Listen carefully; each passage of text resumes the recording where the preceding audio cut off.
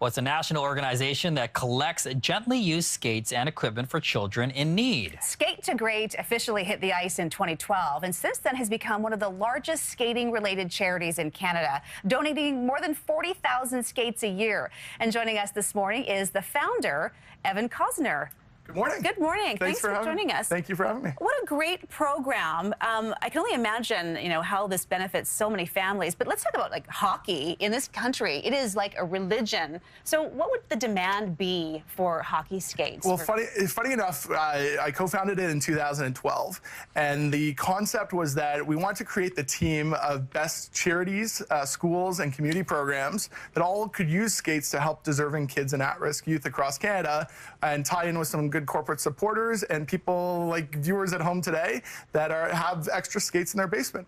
So we started collecting, and the first event was I thought it was going to be a flop. We ended up collecting skates, and we did a lot of media attention for it, and we got nothing the day of. But in the weeks that followed, we ended up getting 600-700 pairs of skates, and I said, maybe we're onto something here. So for hockey then, like, what would the demand be for something like that? It depends on the market. So we're still going across Canada right now.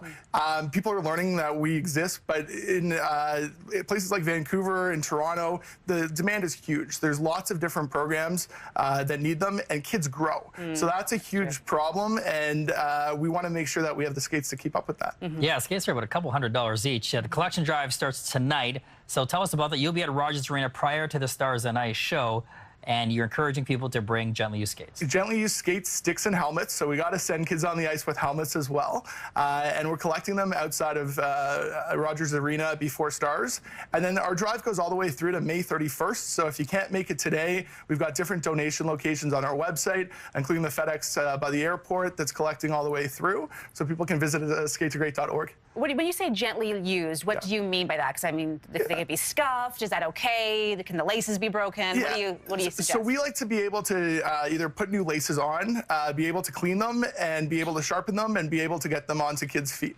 So as long as they're in usable condition, we sometimes get classic skates that might not be as easy to actually wear on the ice, but that's mainly something you can pass off to other people is great. I love seeing the video, the facial reactions of these kids. What's their reaction when they put these skates on for the first time? There's a lot of hard work that goes on behind the scenes to make everything happen, but the most rewarding part, and why I volunteer every year for a month doing this, and we've done collections with the Vancouver Canucks before, is all just to see the kids be kids on the ice. Like it doesn't matter your financial circumstances. It doesn't matter if you have a physical disability. We have kids who are visually impaired who are racing around, who ask if they won the race, and then say that they're better than the NHL players in their opinion. It's just fun and rewarding, and there's so many skills that kids can learn on the ice that they may not otherwise have, depending on certain upbringings. The cost of getting your children into sports, it can really take a toll on families and parents who are on a budget.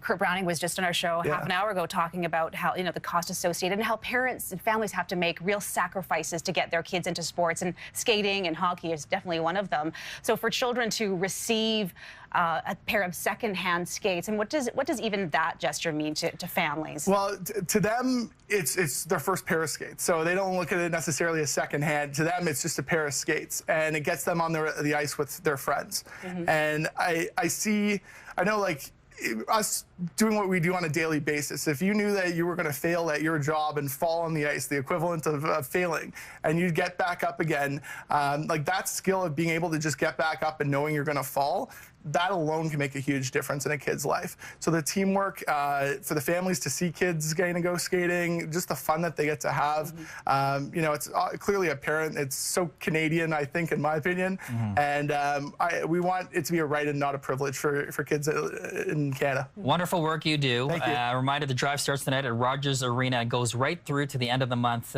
You could drop it off in Richmond. Correct.